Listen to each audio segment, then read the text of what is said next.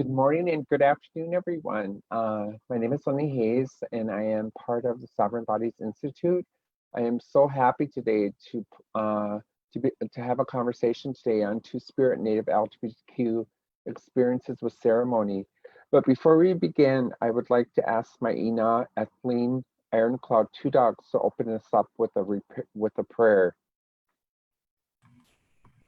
Ampetuashte Wopila Chingshi. Thank you very much, son. And just to introduce myself, I'm Oglala Lakota and also have Crow blood ancestry. I'm enrolled with as a citizen with the Oglala Lakota tribe, and I live on the Pine Ridge Indian Reservation in Porcupine, South Dakota. I'm very, very honored to be with you all today, and also very honored to be asked to open your very important discussion that will impact many people. And I will be offering that opening in my Lakota language. Tukashila abetu wopila kanka ugeni chapina. Tukashila mitakuye filana ushui chakila piena oe chakya piena wangwake wichaku piena. Tukashila le abetu mahasane kile Zania aya chalila wopila trankahe chaya tukashila na tukashila donalel anahop dampiki ish ahena chawak suya na wang lake wichakupie wopila tranka achiche mitakuye oyasi. Thank you very much. Mitakuas.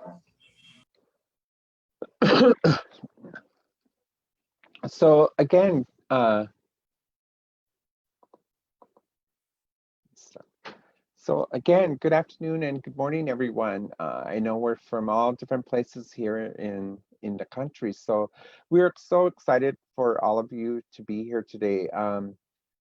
My name is Lenny Hayes. I am part of the Sovereign Bodies staff. I am the Missing and Murdered Two-Spirit Project Assistant.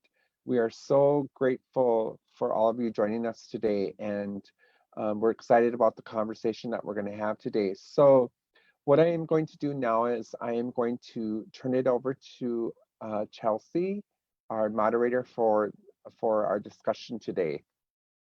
Thank you. Mabuhay. Hello, everyone. Thank you, Lenny.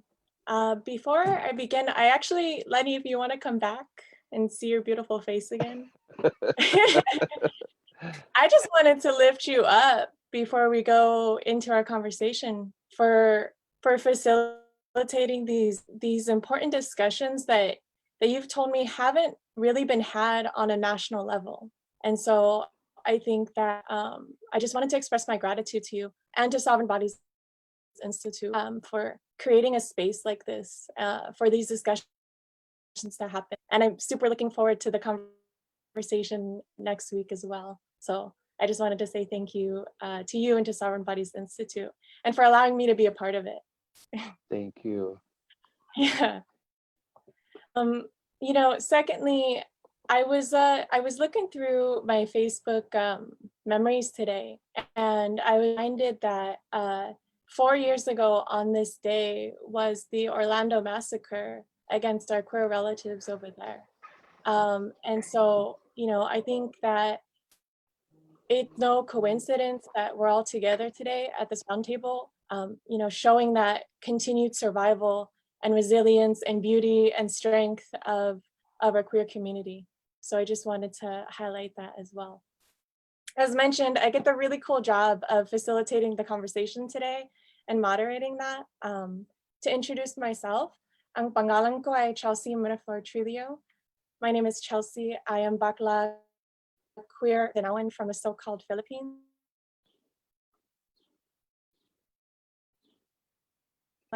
which has a bunch of redwoods, beautiful redwoods, in the far north of California, working at the 7th Generation Fund for Indigenous Peoples as a program coordinator. And Sovereign Bodies Institute, our relationship with them is that we are their fiscal sponsor. And so we've been doing a lot of work alongside them ever since their launch. So yeah, let's get this started. Today I'm joined by 3 super powerhouses. Unfortunately, Mike not able to join us, but I am here with Ivy McDonald, Ivan McDonald, and Brandy L. King. And so I was just wondering if you all can introduce yourself to begin. Maybe Ivy can start us off. Okay, I got this. Hi, my name is Ivy MacDonald. I am a filmmaker and activist based out of Missoula, Montana, and I am Blackfeet.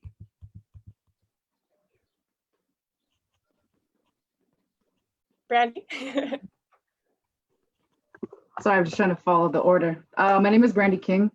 I am from the Pukani Lakota Nations. I just consider myself a community advocate. I'm a veteran and still in the fight. So thank you. And Ivy, I believe you said Ivan's going to join us just a little bit later. Yeah, I just actually sent him the link again. So. Okay. All right. So we can wait for them to arrive soon. But while we're waiting, oh, right there. All right. Hi, Ivan. Hi. Sorry, finally got it to work. Hey, no worries. We heard that you were finishing another station on a podcast. You're just a busy person today. I don't know why I book stuff early in the morning pretending I'm a morning person. Would you mind introducing yourself briefly? Yeah, hi. My name is Ivan MacDonald. My pronouns are he, him, his. I'm a member of the Blackfeet tribe, also Shoshone. I live and work in Missoula, Montana at the All Nations Health Center, and also moonlight as a filmmaker. And I'm currently working on my first feature-length documentary in conjunction with my sister Ivy on the missing and murdered Indigenous women and girls crisis within Montana. Awesome. So I think a good way to start us off is if you all can talk about your relation today, which is Two-Spirit and LGBTQ experiences with ceremony and traditional cultural spaces. Maybe Brandy, you can start us with that.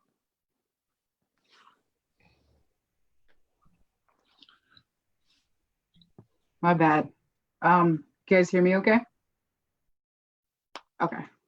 I guess I'll just go back to some of the things that we discussed when we met on Tuesday, some of that kind of roundtable discussions that we were having.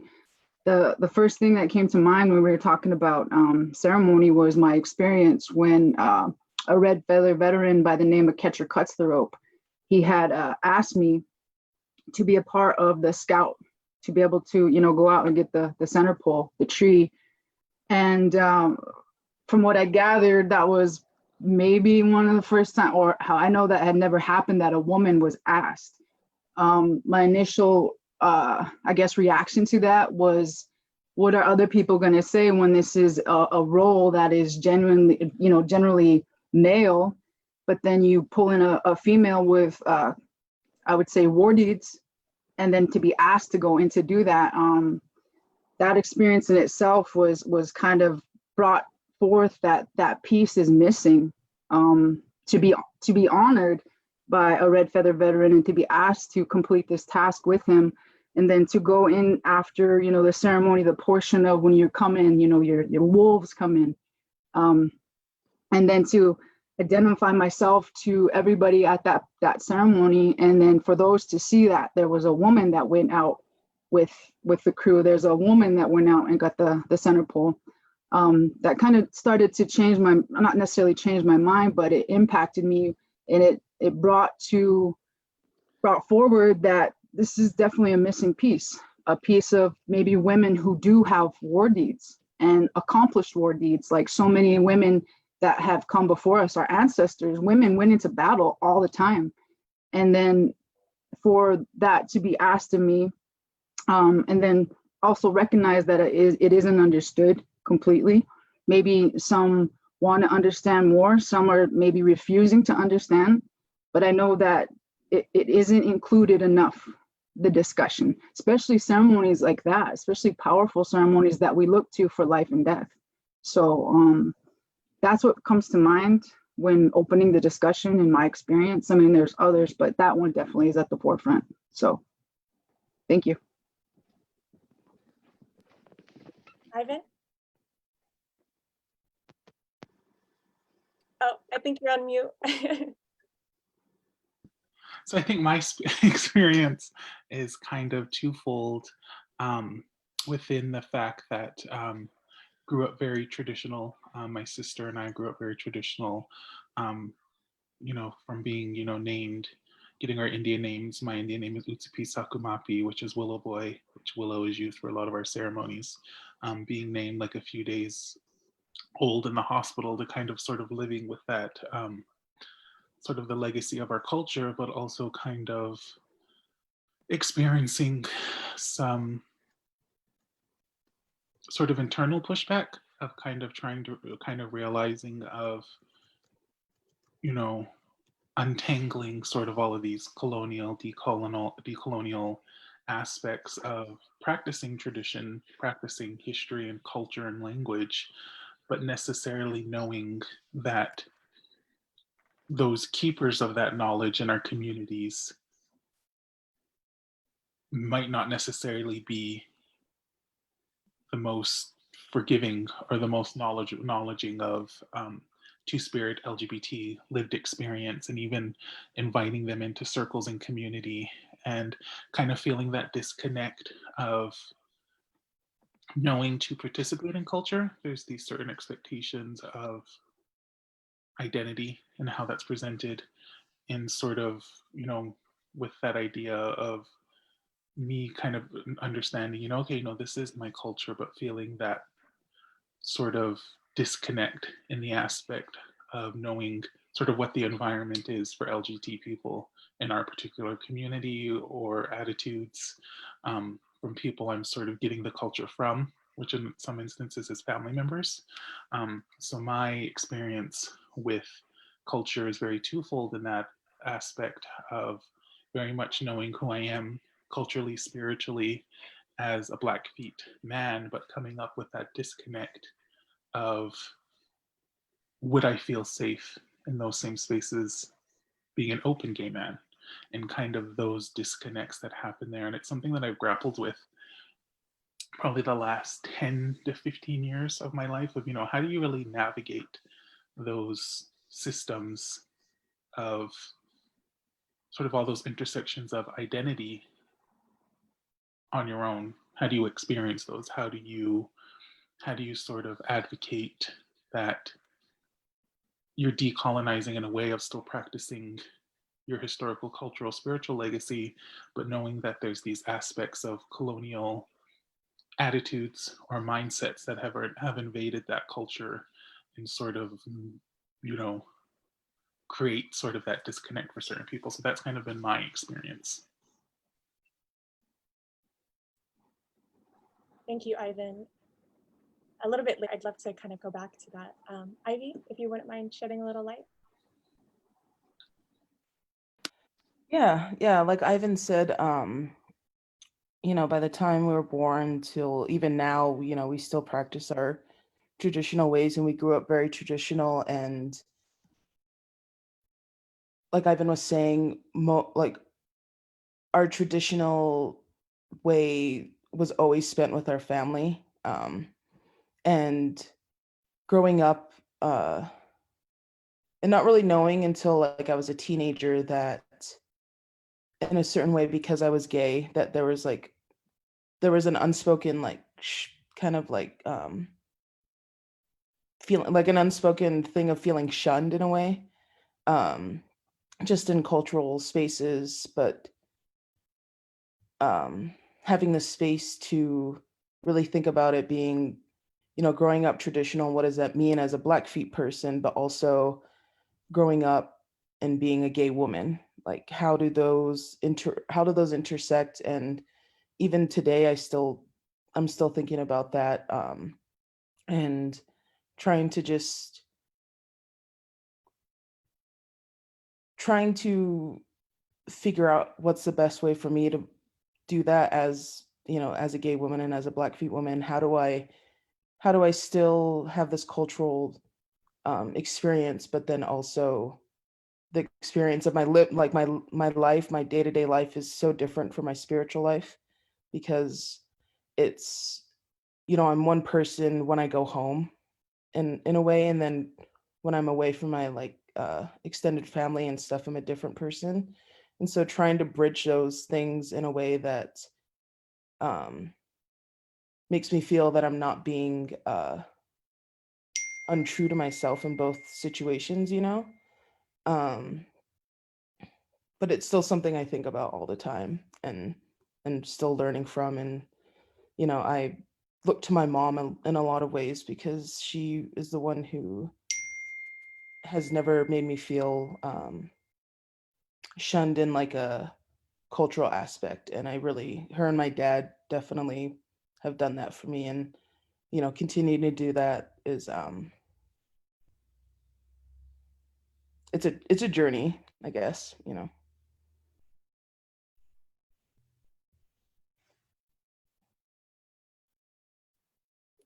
Thank you, Ivy. Lenny, did you want to share some words? Sure, thank you. Well, I didn't find culture or spirituality until in my late 30s, actually, or my mid 30s, I would say. I didn't grow up in culture and spirituality because you know, grew up in a foster care system, and so I didn't have anyone to teach me about culture or spirituality. But I always like to acknowledge that the first time that I went into the sweat lodge was by a two-spirit Dakota woman by the name of Janice. And I acknowledge her because she taught me a lot about the sweat lodge, the importance of the meaning of what it means, you know, when you carry in those rocks, when you tend to the fire, taught me about the importance of, you know, how you make tobacco ties, how to pray, how to carry myself as a Dakota Sioux person. And, you know, through the years, and with the connection of the creator, I'm still learning. But I also know like the important role that I play as a two-spirit male is how I identify, but I also identify as a Winkta, which was the word that was given to me by my people. Even though I grew up with that word being very derogatory, today I take claim to that word now. So most of the time I will identify as that first. Secondly, I will identify as a two-spirit male. And then lastly, I will identify as a gay male, which is sort of my way of decolonizing my way of thinking and taking claim to my identity. So, but one of the things that I think is really important is that as part of this conversation, there is a lot of our two-spirit relatives out there across the country who are denied ceremony, who are shunned from their own communities. And I will definitely say that I've seen and heard from even my own two-spirit relatives coming from South Dakota just to come to Minnesota to go into sweat lodge, because even within their tribal communities, they're not allowed to go into the sweat lodge because they're ostracized by both males and females. So I'm really happy to be a part of this conversation. And my hope is that our communities, especially our Native communities and families, will hear, you know, what we're saying, and the fact that we as two-spirit Native LGBTQ people played tremendous roles before colonization in our tribal communities. Thank you.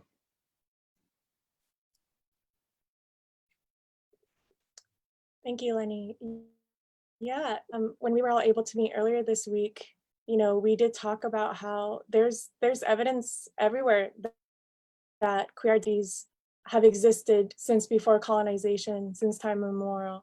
And so you've already kind of started talking about this, Lenny, but I'm curious, in all of your explorations of your identity and your learnings, what ways have queer, two-spirit, Native, LGBTQ identities been affirmed before colonization? I'm not sure whoever would like to start with this.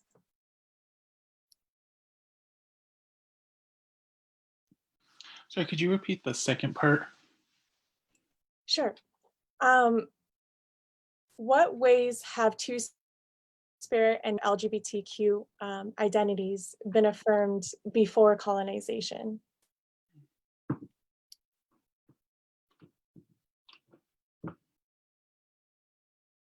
For example, Lenny was speaking about language. Well, I can kind of speak to sort of when I was doing my initial research. I went to the immersion school that was on my reservation, Lizzie P. Watson, Cutswood.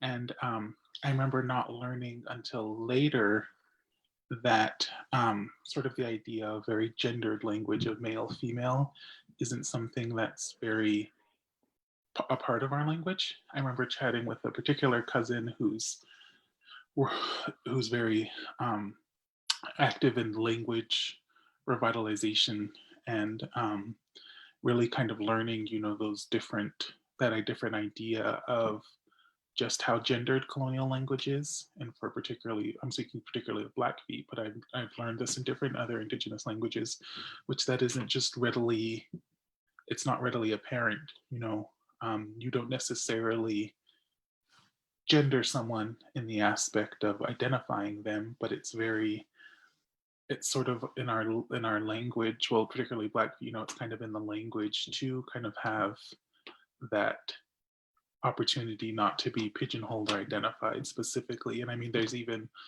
there's Aki Skazi, which I've learned is female embodiment of one of the Two-Spirit identities. The other one is and even sort of those binary terms of male, female, those translations don't necessarily come out in our language as that way, but those are kind of the terms that are used to identify people who may have historically, before colonialization, identified in sort of that umbrella of Two-Spirit.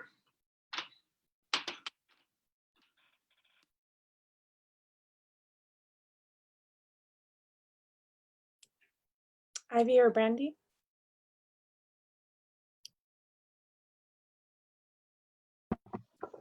For me personally, in my experience, I don't know, other than my dad, my father, not backed by a term other than my dad saying Two-Spirit are holy. Two-Spirit people are holy. But I've never heard that from anybody else in my communities. I've never heard anything coming from the mouth of spiritual leaders who have taken that responsibility on to, the language revitalization, encouraging, people to open up to, ceremony, attendance of ceremony. And so I fear that if we don't start having these conversations, then they're not going to reach the ears, because since going home, or being discharged out of the military, going back home, dealing with my own crisis with post-traumatic stress, and then finally accepting the fact that I went through stages of wanting to stay away from ceremony because I felt like all of that darkness that I carried from war, that I was being disrespectful, when in fact I should have gone there first. That should have been the first place that should have helped me. But carrying that into ceremony, who I am, I had served 8 years in silence. So then does that mean I go home, and then if I'm a part of ceremonies, does that mean I have to serve ceremony in silence again? So because I've never, I would say that there was, I don't know if there was a strong shunning, but there wasn't a strong language used to acknowledge that. There wasn't a strong story system. There wasn't a suggested respective protocol that would allow, say that if we're looking at Two-Spirit terms, then maybe I don't want to wear a skirt. Maybe that who I identify today is this, and that doesn't require a skirt. Or maybe I do today, and this is how I feel. I'm feeling that feminine energy strongly today. Maybe I do want to go put that skirt on. Maybe I want to participate in this. And then, like, again, back to the next day, well, I got to go do this. I got to put this other stuff on.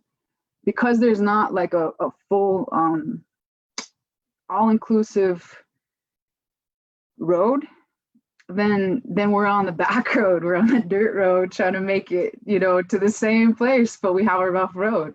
Really, that's how I've seen it. So I don't know if that helps, but if it wasn't for the support of my father, for him to put that in my head, I might have shied away. But what my concern started, if we're looking up to spiritual leaders who are holding on to bundles, who are holding on to pipes, things that we're praying to, things that we're hoping that can help us with questions. But if those leaders are against us, or don't feel, if there's so much colonization in how they carry out a ceremony, does that mean they're praying against me in the back of their mind? Does that mean that the medicine that they're holding in their hands and they're lighting, does that mean that's coming at me because they still haven't gotten past what that colonized portion in their brain is? So are you praying against me is what my question is. Like, how do I know you really have accepted me, and how can I fully engage in that communication realm that we're all trying to get to, if that makes sense? All right, I'll slip off.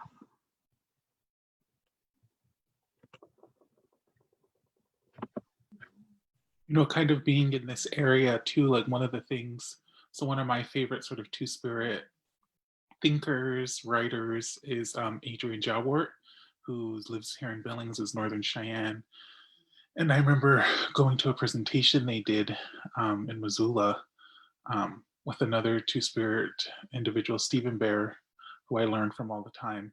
And I remember them discussing, Adrian kind of discussing their tribe's legacy of, a lot of it really kind of being tied to those shames that colonial structures taught to sort of ostracize, outcast those people. But, kind of still there's this historical knowledge and awareness of them. And I remember them sharing this really interesting anecdote of a particular, who, if you're familiar with kind of Crow history, culture, Joe Medicine Crow, who particularly spoke to some aspects of when the tribe was sort of forced on the reservation, and it was sort of in the reformation of the structure of sort of our way of lives, really, that when two-spirit people were ostracized, it was a very great loss to the tribe, and a loss to the language, and a loss to culture. So I think that that's often the stuff we don't hear, even in sort of historical accounts, is sort of that real loss of history, language, culture that happened with these very sort of violent forms of colonialization. And I think that it really takes a process of us as people to really kind of reclaim them. Because I remember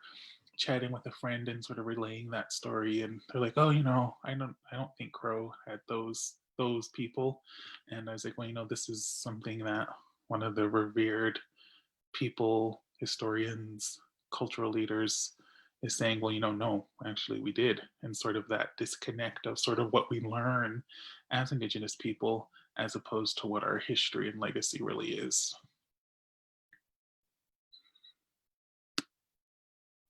That's all I can say, is like, if we're talking about affirming identity before colonization, they were there and affirmed very greatly. So it takes a lot of our unlearning to get to that point where they're, affirmed again. Yeah, I agree with Ivan. I think, especially in Blackfeet, for me and just my experience, that two-spirit is a new word, or kind of a new thing that people have adopted from different tribes. And talking to a friend who's Navajo, she was saying sort of just the fact that Navajo's always had two spirits, and like Brandy said, they're sacred.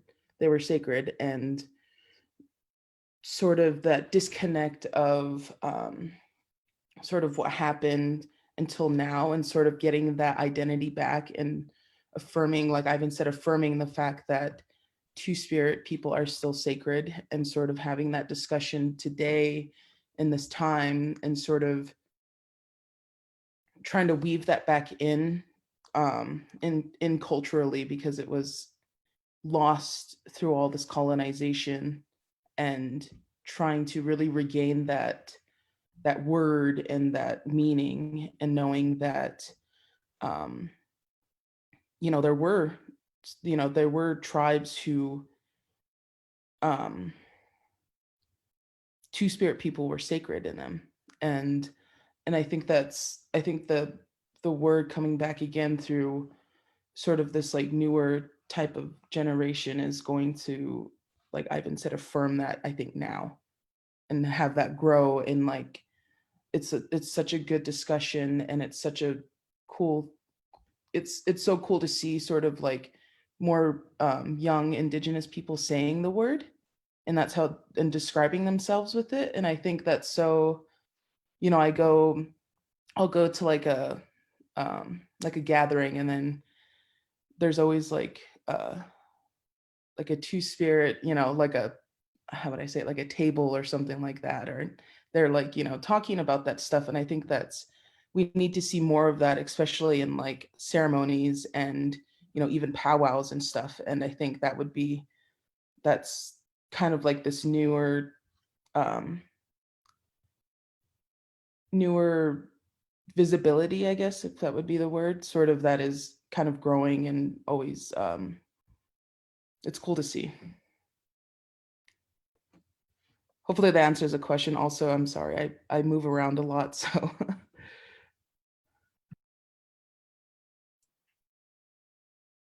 Lenny, did you want to offer any words? Well, I mean, I guess what I can offer is knowing through my own research, and also talking with elders within the community, and also talking with two-spirit elders. We've always been here. And my understanding is that before colonization, we were treated with the utmost respect and honor. We had community roles that we played. And we know what happened after colonization.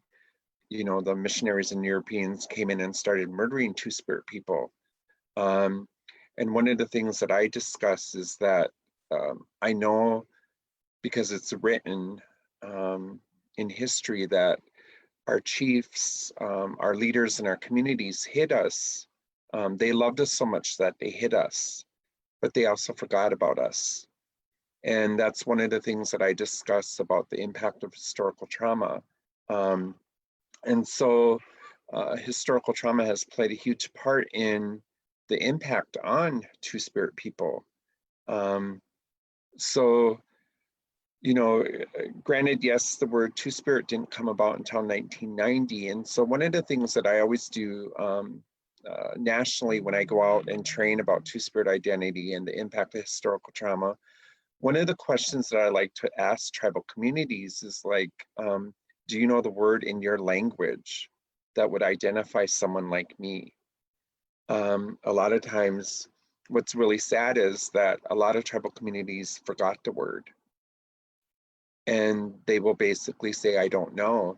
And so my response to them is, that's the impact of historical trauma on the two-spirit people. Because we know that in a lot of our languages and a lot of our tribes across the country, there was no such word as lesbian, gay, bisexual, or transgender. There was a specific word in our language that identified individuals, you know, like all of us. And so by asking that question also really gets people to understand about who we are. One of the things that I also talk about too is that today, because of historical trauma, we are looked at as sexual beings rather than spiritual beings. That's what we were looked at as before colonization. And so a lot of us, you know, with me, it's just trying to find that connection, and happy that I found that connection with culture and spirituality. But because I wasn't raised in it, I'm also trying to learn about culture and spirituality, but really just understanding my role as a two-spirit male, or a Winkta in my language. What really saddens me is the fact that when I have asked within my own tribe, like, is there any history? Is there any pictures? Is there anything written about Winktas? And when I talk to the person with the tribe who takes care of all of our records and all of our, you know, all of our history, what she could only tell me is what she heard verbally. And that was the fact that Winktas were considered sacred. And that's all she could share with me. So I always sort of, I have a lot of Navajo friends, a lot of friends from the Southwest who identify. And one of the things that I say to them is that I really envy them because they have pictures and they have history that's written down. And I know that a lot of our tribes in the Midwest don't have that history written down or pictures. So that really saddens me. But I believe, and I've heard this so many times. I mean, I've heard this from a medicine person who said that Two-Spirit people are coming back. He had a vision and he said they're coming back and that they're going to take their place in communities. So that's one of the things that affirms me and makes me happy about who I am. So thank you.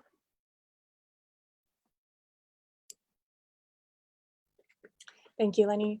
We just got actually a question from the audience, so I'm gonna just ask that one here. It says, challenging cultural norms and roles within American Indian ceremony and traditions can be challenging. How do you all advocate for yourself as LGBTQ people in ceremony? Do you speak up to elders or spiritual leaders? Do you leave the ceremony? Do you have open dialogue?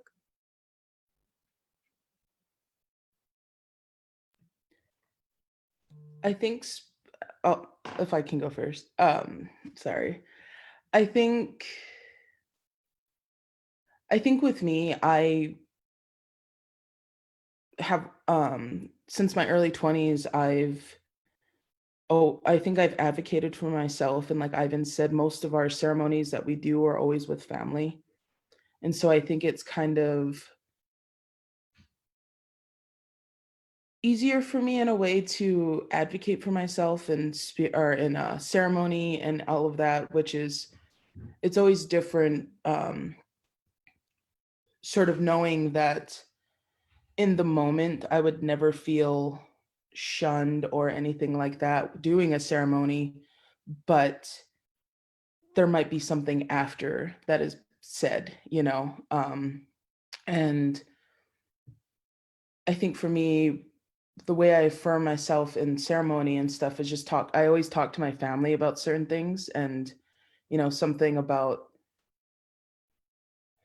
certain ceremonies Blackfeet do, and sort of a discussion that I had with my mom of being like, because I'm gay, would I ever be able to do this ceremony, or would I have to not participate because I'm gay? Like, sort of the lines and stuff. And I think, especially for me, always talking about it with my family and bringing it up, that I'm no different from the person that I was when I was a little kid, like, in a way that in certain times you didn't know at all that I was gay, but did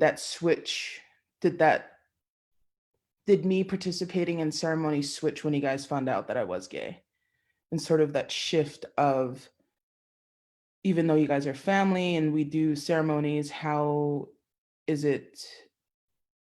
do I still advocate for myself, even though, like I said, it's not really necessarily said during the ceremony, but after?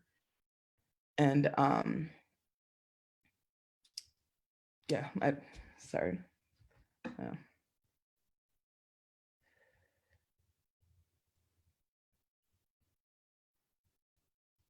Brandy, did you want to comment? Yeah, I'm sorry. Did I interrupt you, Ivy? Are you good? Okay. Could you repeat it? Like I heard it, but so that I could kind of like bring myself back around. Could you repeat the question now? Yeah, absolutely.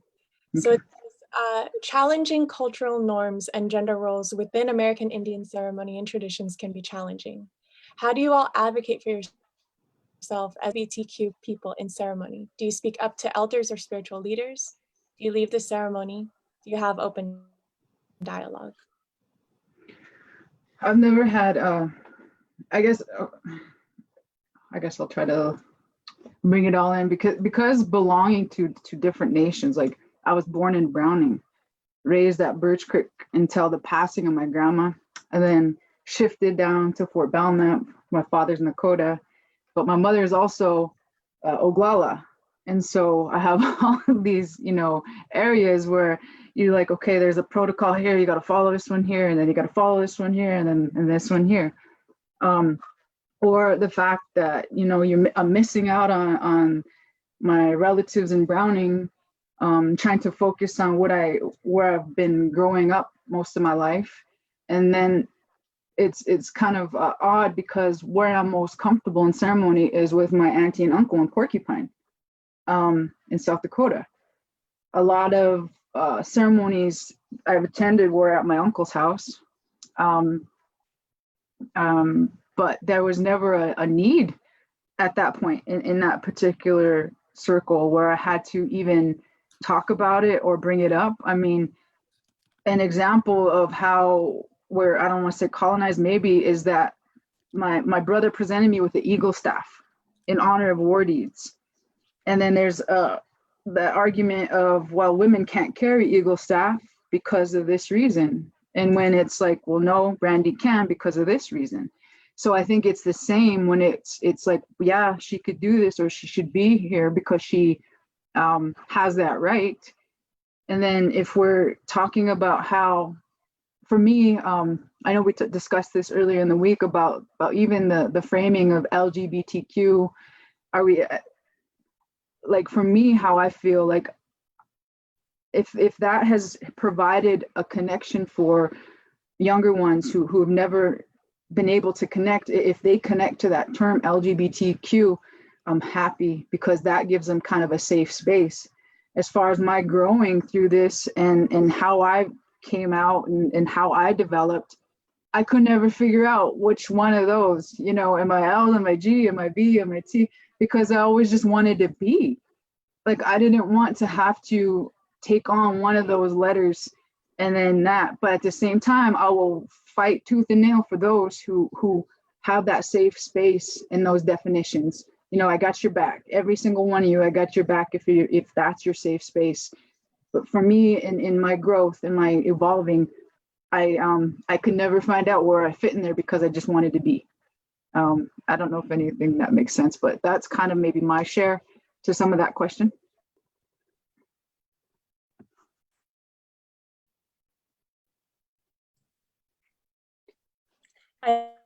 Evan, I know that you have technical issues and hopped off. I'm not sure if you heard the question from the audience and if you wanted to comment on that at all.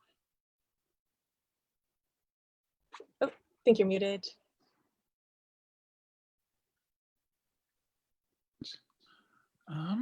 It was originally in the little Q&A section, but I pulled it up and I think that all of that stuff is gone. Can't remember specifically what it was though. Yeah, I did here. It says, challenging cultural norms and gender roles within American Indian ceremony and traditions can be challenging. How do you all advocate for yourself as LGBTQ people in ceremony? Do you speak up to elders or spiritual leaders? Do you leave the ceremony? Do you have open dialogue?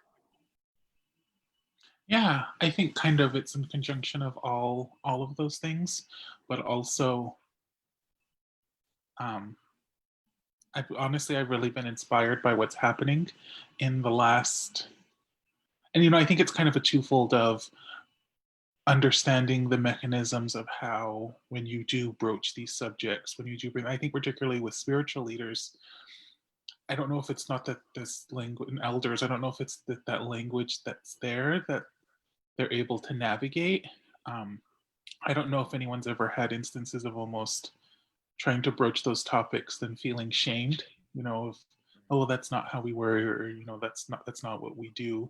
But really, I think that in this time, pushing back on that, it may be uncomfortable, it may burn some bridges, but I think in this point we're talking about people's lives, we're talking about people's history. They have just as much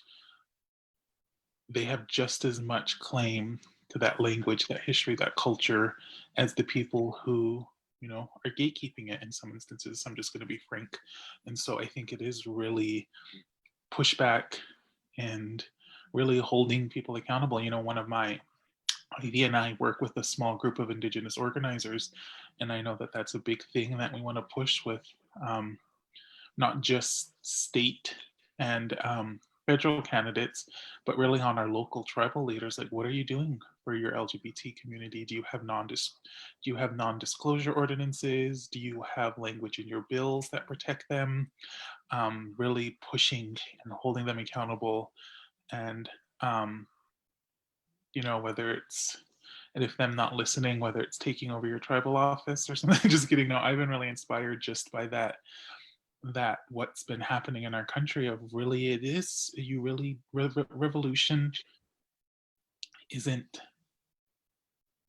it isn't the safest option. Sometimes it isn't the most, what people might consider rational. It's not the safest, but with revolution comes a lot of those aspects. And you can think of revolution in our community as of decolonization, which we really are fighting against the effects of colonization. So I think really, I tell people really trying to push back and really trying to hold these people accountable who are not just spiritual harborers of our language and our culture, but also the people who govern our lives and who have the power to sort of affect us.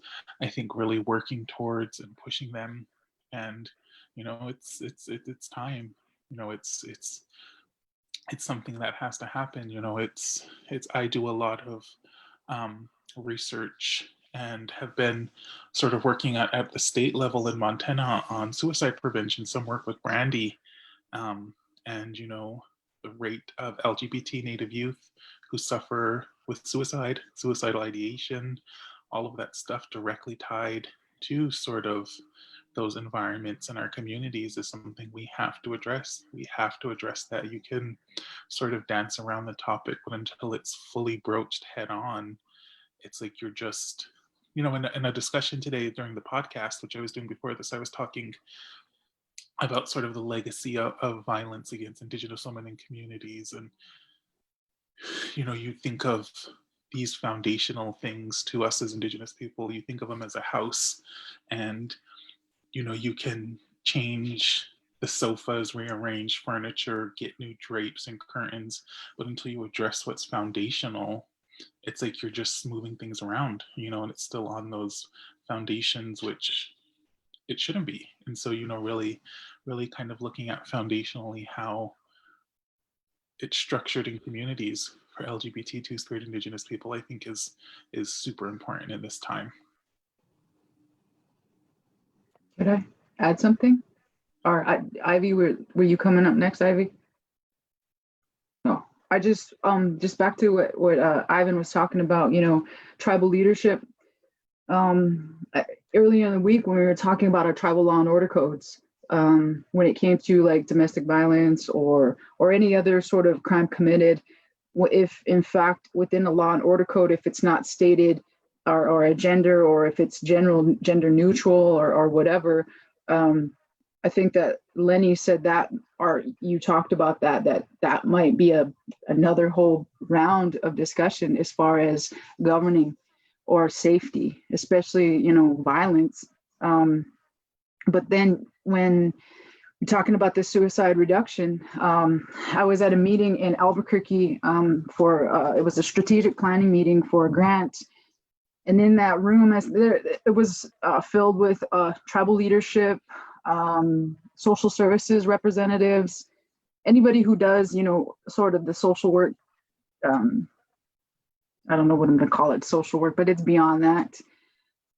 I don't recall the gentleman's name, but he was an attorney from New York, and it was some research that he had done, and it was showing the crime rates of LGBTQ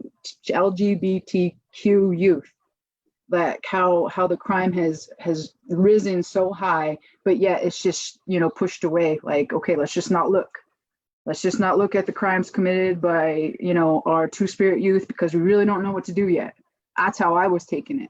I took it as, let's just watch those crime rates go, because we still haven't accepted it in the general population. We still haven't accepted that everyday role when it comes to ceremony or even just everyday life.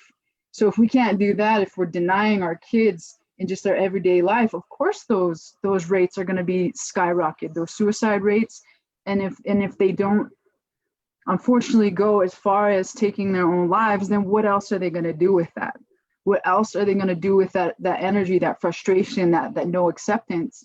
So I would hope that can be continued to be pushed.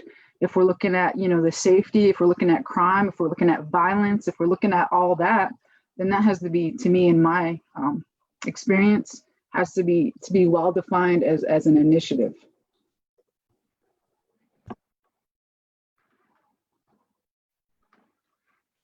Lenny, were you about to say something? Yeah.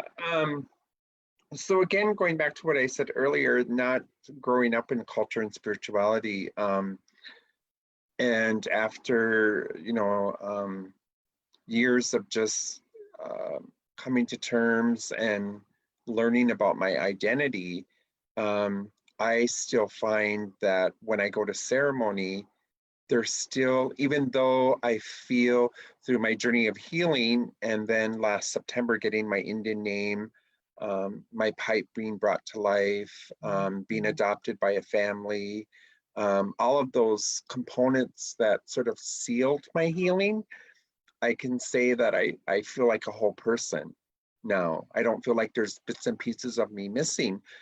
But I will be honest, though, that it's really hard to advocate because we have such, for me, we have such strong homophobic biases within our tribal community. I am much more comfortable if I'm in urban community because I know that we have a lot of conversation about Two-Spirit Native LGBTQ people, and I find it that our population is much more accepted in that community. But when we think about tribal communities or rural communities, those individuals are still being ostracized. Those individuals are not being a part of ceremony unless you come from a family that's very strong in that connection. So that goes back to what I said earlier, where a lot of my Two-Spirit friends had to travel from South Dakota to Minnesota just to go into the sweat lodge. And so I get really, so I advocate really strongly in regards to our urban and tribal communities, our Two-Spirit people who don't have a strong voice for them. And we need to have more conversation with that. But again, like when I go into ceremony, I still get nervous no matter what, because that has been a place where I know that our community has been ostracized and not often welcomed into ceremony. So I get uncomfortable. For me, I will be really honest, I feel much more safer if I go into a ceremony that I know that's being led by someone who identifies. Because I've been in many places where I've been around heterosexual Native men and actually felt uncomfortable and unsafe.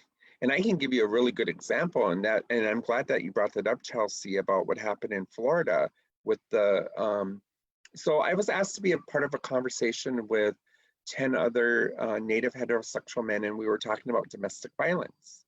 And because of the work that I do within the Two-Spirit Native LGBTQ community, I was asked to be a part of this conversation. And so we went around, introduced ourselves, and then when it came to me, so I spoke up, said who I was, my position, and then I just said, you know what, I gotta stop right here.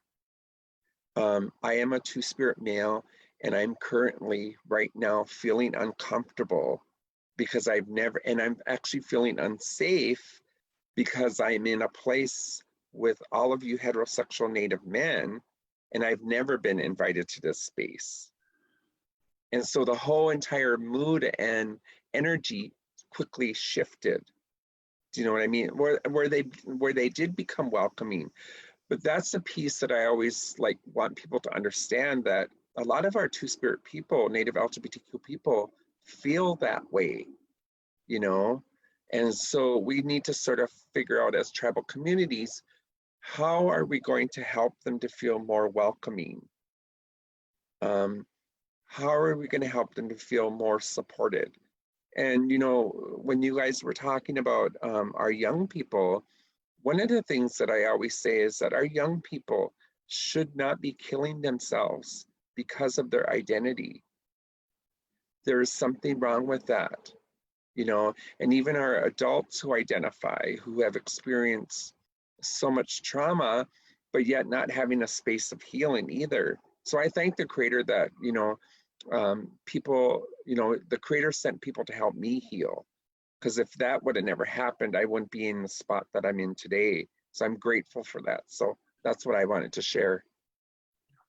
No, I'm glad you brought up sort of the active participation that our Indigenous men, cis straight Indigenous men do in performing toxic masculinity and stuff. It reminds me of this meme I created a few years ago where it's like, you know, Indigenous men are like, don't be ashamed, young Native boys, of your braids and your abalone shell earrings.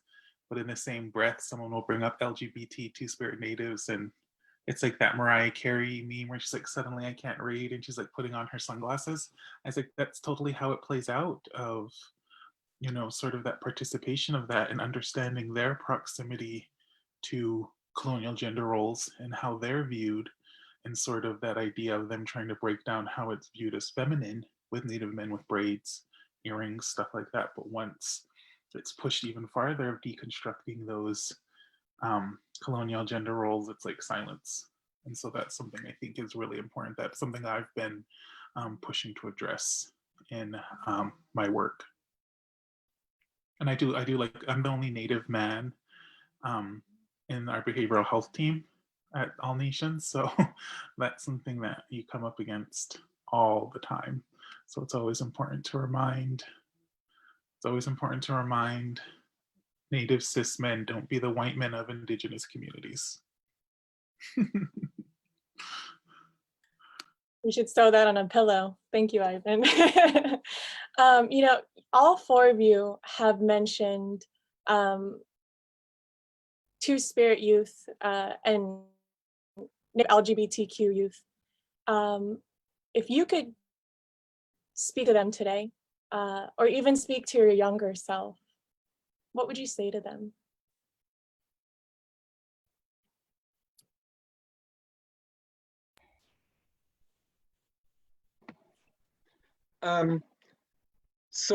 Like Ivan, I have a background in mental health and chemical health. And so I have had the opportunity to work with youth who identify, as well as adults who identify, but also had the opportunity to work with families of youth who identify. And so I worked with a 11-year-old boy who identified as gender fluid.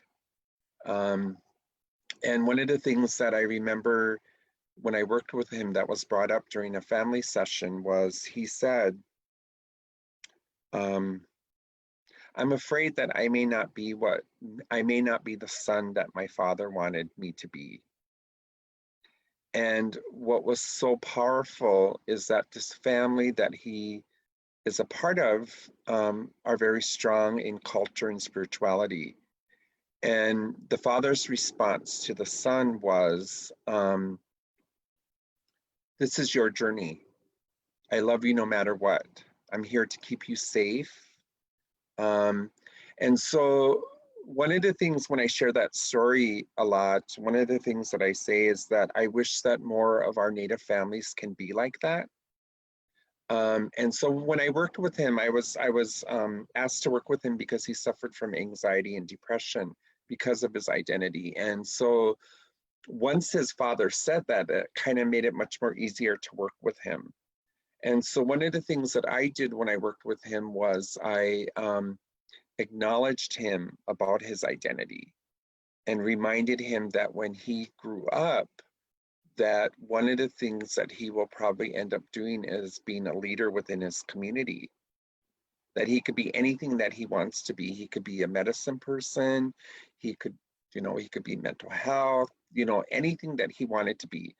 And one of the things that I also taught him too, because I learned this a lot from my Two-Spirit elders, is like reminding him that he may, if he wants to, play an important role in community. And so that's how I, really acknowledged him. And one of the things that I always say too is that when we have children who identify and who are in foster care, one of the things that we need to say to them, even to youth who identify, youth who don't identify, one of the things that we need to say to them is that whatever you're going through right now does not need to define who you can become in the future. Because I only wish somebody would have said that to me, because that would have stopped a lot of years of heartache. So the trauma that I experienced as a child, I took into my adulthood. And so again, I'm grateful and thankful that I got to learn about my identity, but also have become a strong advocate, because I believe that is probably one of the roles that I'm supposed to play as a two-spirit person for my community, to advocate. And so I feel just very honored and blessed to sit with all of you. So thank you.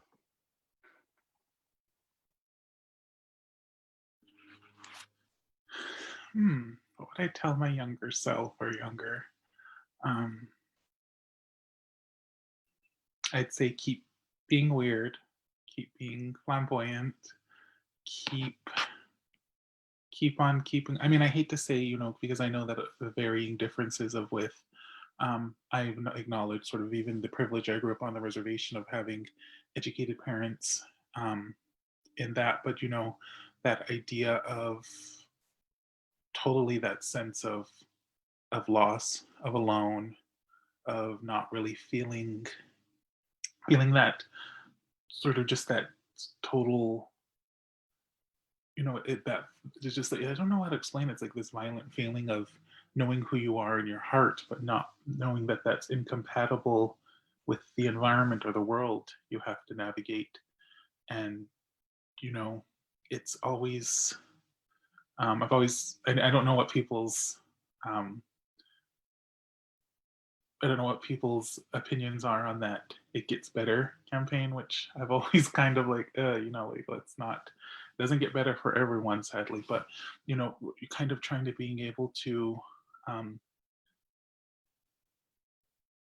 if, and again, kind of trying to remind people, I think, of that, that there is people that will support you out there, that you will find a community, you will find people who love you for who you are. There, you will, if you actively search that, you may not know how. My big connection to sort of the world was Tumblr, social media, MySpace, and I think that kind of lends itself as a tool that younger generations can kind of connect with, in that aspect of, it is out there, and it may take some searching, it may take some digging, but that connection to who you are, once you build that world around you, that feeling of not, that feeling of having what you feel inside not could be compatible with the world that you find yourself in, if you're able to get to that point and surround yourself with those people and that culture and that history of, LGBT history, Indigenous LGBT history in communities, that you start seeing that on the outside. It's externalized as much as it is internalized. So, I think, I know particularly Ivy, we could probably answer this one better, because I know that a lot of our cousins who are gender variant, and, who identify with different orientations, I know she's kind of one of the first people to turn to, but, really, just know that that is out there. It might take you a while to search, but it is out there, and you'll find it hopefully one of these days, looking through some weird tag on Tumblr or finding some weird TikTok. You will find that image looking back at you of how you see yourself in the world. Might take a while to get there. Yeah, I agree with Ivan. I think like knowing that there are people out there that love you for who you are, and the fact that, I guess, if something I could tell my younger self sort of like, that I'm beautiful. I'm a strong, gay, indigenous woman, and that has carried me through so many hardships that I've had, and um, and it hasn't been easy. I've suffered from depression and things like that, but just knowing that there are people there that are going to love you for who you are and back you and support you in any way you can. And I think, especially even for me, the profession that I chose to go into, filmmaking, sort of having like three strikes against me: the fact that I'm a woman, for one; two, I'm a person of color; three, I'm gay. So trying to overcome those barriers in a way of where I am now, but knowing that the support, there's always support there, and there's always support in the people who really want you to succeed and everything. And like I even said, I think because I'm so vocal about who I am, especially with like my family and my younger cousins and stuff who are sort of, growing up and sort of having these questions about their sexuality and things like that. And just me, I guess, sort of being who I am and just having those conversations with my younger family members and stuff, and just saying like, I turned out okay.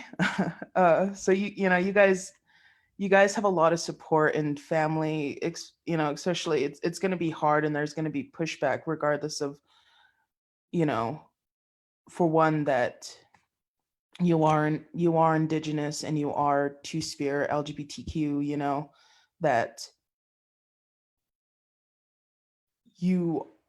there are people who are going to support you. And like Ivan said, it may take you a little bit to find that and do all of that, but just know that the resiliency that we all have is so powerful. And it's definitely a hard journey, but it's so rewarding in a way that, even having a discussion like this now, in this type of space, in this discussion that we're having, it's, things are being talked about. And I do want to do one plug for my friend Ben Dupree, me and Ivan's friend. It's a really beautiful short documentary. It's called Sweetheart Dancers, and it's about these two gay Navajo men who have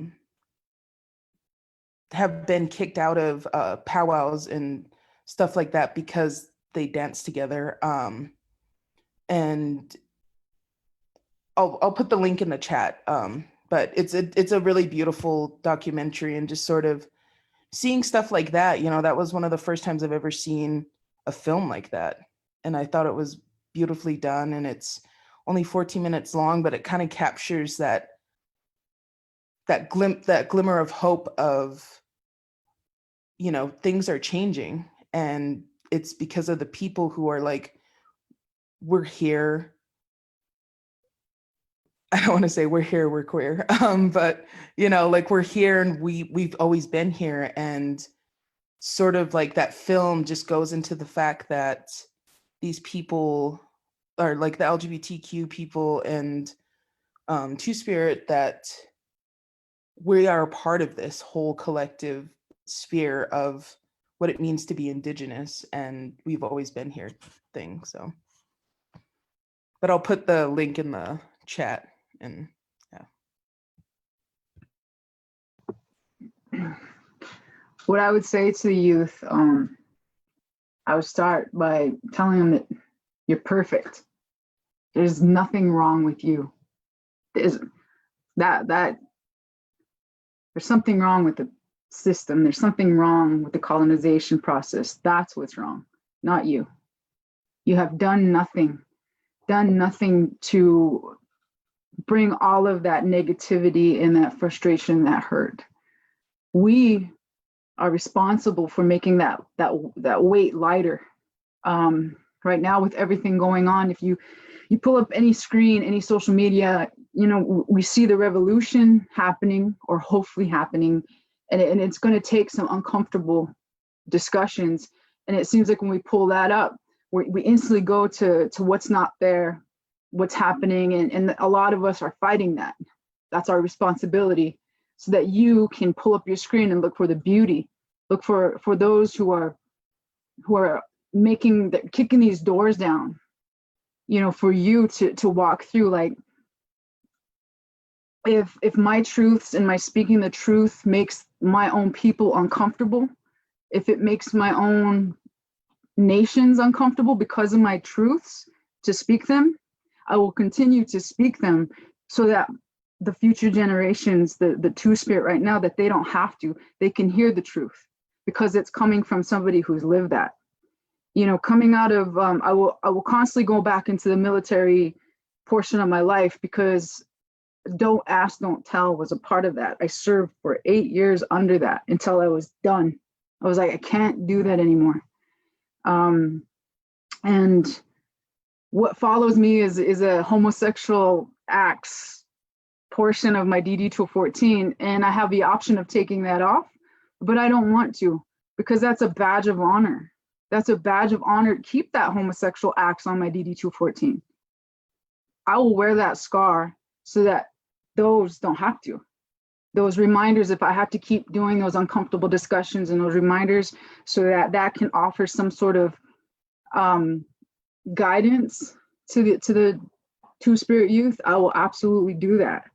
And if anybody's being mean to you, just tell me. That's what I would tell you. If anybody's being mean to you guys, I actually offer that invitation.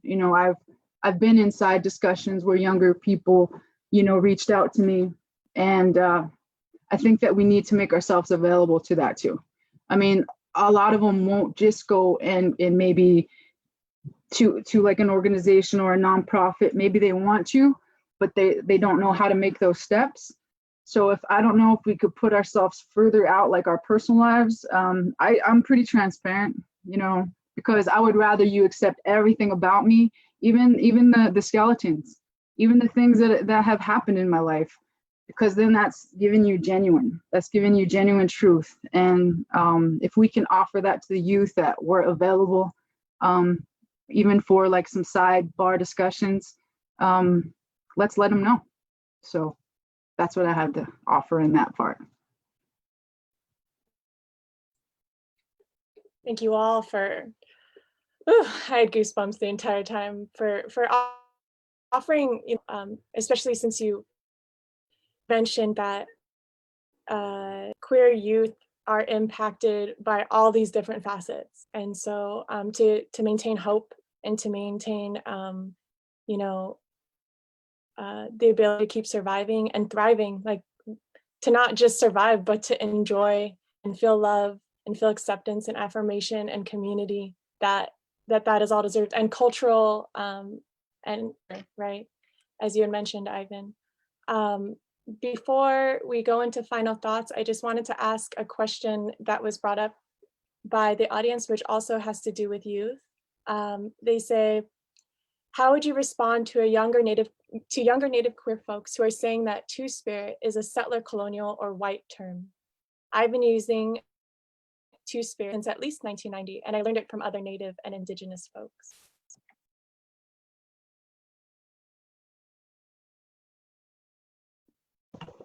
Can I oh, sorry, go ahead, Ivan.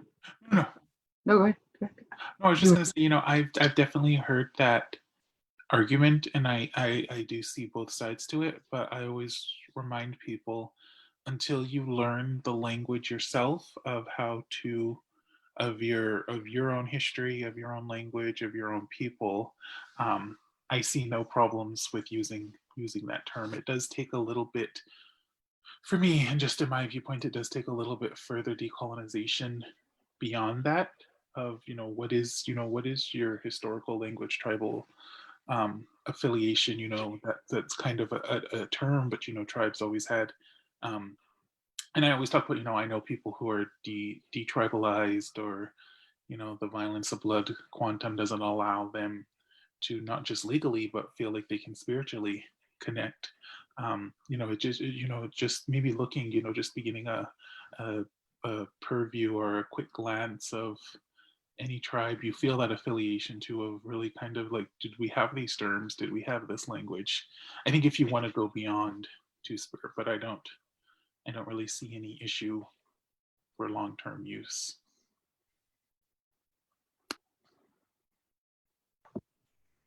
For me, what my reaction to that question is that to me shows how the impact of historical trauma, if we're still talking and we're still decolonizing terms or we're colonizing terms. For me, if we're going to say like right now we're at 574 federally recognized tribes. My tribe that my blood quantum is recorded officially at and counted is at Fort Belknap. So Fort Belknap is under the Indian Reorganization Act of 1934. It was adopted in 1935, and it's the Constitution, that is supposed to govern that whole section. So you look at your Constitution in there. There's always he. So at the time, being a woman serving on a council, I'm like, am I violating this Constitution because it just says he? Should I even be allowed on this leadership position because I'm not a male? And so I don't know if that necessarily answers that question to that, but it also brings up more questions. If we're looking at terms, if we're looking at what the word decolonizing means, because our governments that are operated under a federally recognized system, there's so many colonized portions in there. From your setup, your governing system is colonized. All of that is colonized. So to me, those are great questions, and those are good questions to be answered. But for me, I would think we would have to look at the whole system, the entire system, until we can actually truly answer that. That's just in my experience from coming across some things that would govern the future of a tribe. So if we're looking at governing the future of our existence in sense of who we are, because to me, I mean, that shouldn't matter that we're federally recognized, but if we're looking at those and trying to, decolonize, and we're attacking the systemic oppression, then those things, those variants also needs to be included when answering that question. Just that's my opinion. Yeah. Before we go into final thoughts, Lenny and Ivy, I'm not sure if you wanted to comment on that question. Well, one of the things that I usually say in working with people too, and just publicly, I always say that we should give the ability to every individual, give them the power to identify who they are. Because we live in such a world of labels. But when we're talking about our youth and talking about Native community, one of the things that I say through work that I do in child welfare, but one of the things that I say as Indian people, we're failing our young people. We're failing our youth because we're not teaching them about the beauty and the importance of their identity, not only as a Two-Spirit, but as a Native LGBTQ individual, or whatever word is in your language that identifies that person. We're failing them. Our young people are connecting to words that I don't normally connect with. I mean, I still quiver with the word queer, because that was a word that I grew up where it was a derogatory term used against me. So one of the things that I try to do is to get people to understand that sometimes our older generation, I'm not that old, but, I don't connect with the words that they use today, all this new language, because that wasn't around when I was younger. And again, like I said, queer was a derogatory term, and I still cringe when I hear that word. Growing up on the reservation and that struggle and challenge of being called queer constantly, being bullied. But I acknowledge that our young people who are taking that word back, I'm happy for them. But again, we need to sort of think about, like, we need to be asking people, how do you identify, instead of putting labels on them. So that's my thoughts.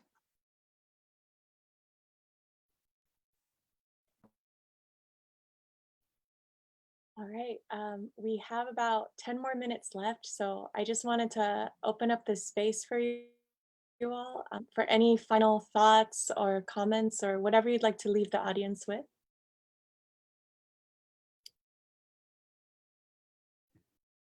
I think, I guess I just want to leave off sort of just that,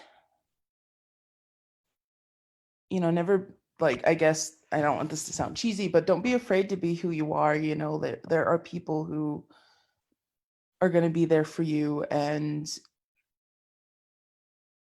having discussions like this outside of like presentations like this or something like that, like always discussing, always moving forward, always having these thoughts and these ways to embrace, and, you know, and going into ceremonies and going into powwows and stuff like that, just knowing that there are, like, there's probably going to be some pushback, but that's the whole thing of getting past that and doing that, and knowing that right now the young Indigenous youth, like Lenny said, like embracing stuff and bringing those words back and all of that. And I am someone who like I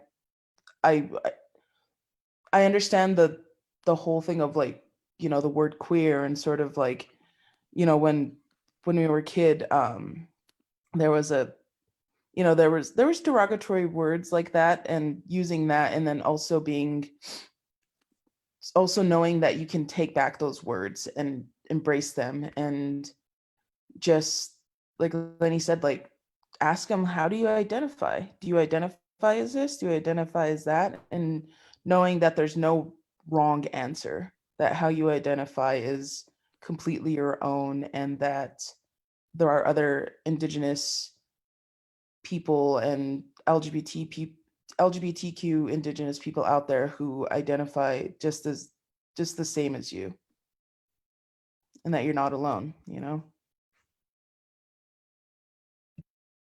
I would say, I would just reiterate, you know, it takes a while to build the community of the people who you know will support you. It takes a while, and it takes vulnerability, and it takes learning trust, which I think particularly for us in our communities maybe not be something that we feel readily available. And it takes trust in building those bonds, and, you know, building your own community. And like I mentioned, you know, externalizing the internal view of yourself, so that what you feel, what you resonate, every sort of spiritual, cultural, mental schemas that are in you, that's externalized outside of you, and that's the world you see, and that's the world you live in. It does take a lot of work, but, you know, if you feel you can put in that work, you'll get there. It does take some time though, but just remembering that you can hopefully get to that point, if you try. For me, I think in my experience, we've always had to fight, you know. And when earlier we were talking about the different levels of for me, what kind of the minorities I belong to, you know, obviously I'm Indigenous, I'm a woman, and then you put in on a combat vet with war deeds who are facing that with that crisis. So always having to fight something, you know. And it's like I can never figure out, okay, let me fight for women's rights today, or veterans' rights today, and then I have to, you know, there's so many fights. But in this particular fight, when it comes to ceremonies and things that where we come from, the resilience is why we're still here. Mine would not necessarily be a disrespectful challenge. It would be asking communities, what will you do to help us? What are you going to do? You know, hashtags only go so far, tags only go so far. Our marches, our demonstrations are powerful, but it has to be into a policy. There has to be something that there's recognition there, and then carrying that same conversation, like challenging your leaders, or not necessarily disrespecting spiritual leaders, but ask the questions. Why are we not including this? Why are our LGBTQ not included in this ceremony? Why are we having this ceremony and we have to shun? So my challenge or my question would not be like, this is what we're going to do, because we're always going to fight. The four of us here are always going to be fighting, no matter what, until the day we pass on. So what is the community going to do and help us to make that less of a fight, less tears, less blood? And if we're talking a revolution and with our ceremony, then we have to be included. That honor has to be present for it to be whole and full. So that would be, what would our communities, what can they do for us? What will you do for us is what I ask. That's what I'll leave with that. Thank you, Brandy. I just want to follow up with what you said. You know, one of the things that I always remind people too is that we have some very strong and powerful Two-Spirit Native LGBTQ leaders across the country. We have amazing things that are happening in our community. You know, we have the Bates powwow. I was able to attend that this past year, and it was amazing to be in a place with hundreds of Two-Spirit people from around the country. You know, we have our Two-Spirit societies across the country. We have our Two-Spirit Native LGBTQ people who play many, many different roles. I mean, I admire Brandy for being open about her identity and to be able to sit on council. That's amazing. You know, and Ivan being, you know, a mental health provider and providing healing to individuals in community or however, you know. And one of the things that I want us all to sort of think about, and I do agree with Brandy, we will probably fight for till the day we die for our community.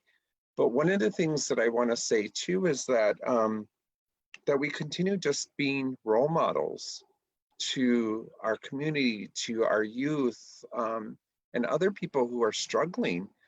But one of the things that I think is very important for us to remember too is that if we want our tribal communities, if we want our, for instance, MMIW movement to be a part of change, we need them to invite us to the table. We don't need them to say, well, this is what we think you should do, or this is what we think you need. You need to ask us what we need.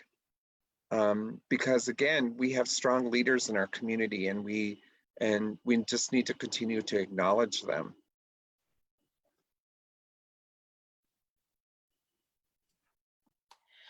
Well, I just want to say maraming salamat po to everyone for being a part of this conversation. I feel super honored that I could sit at the metaphorical table with you too.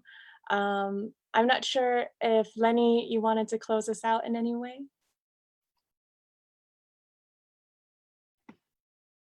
Well, I would like to thank everybody on behalf of Sovereign Bodies.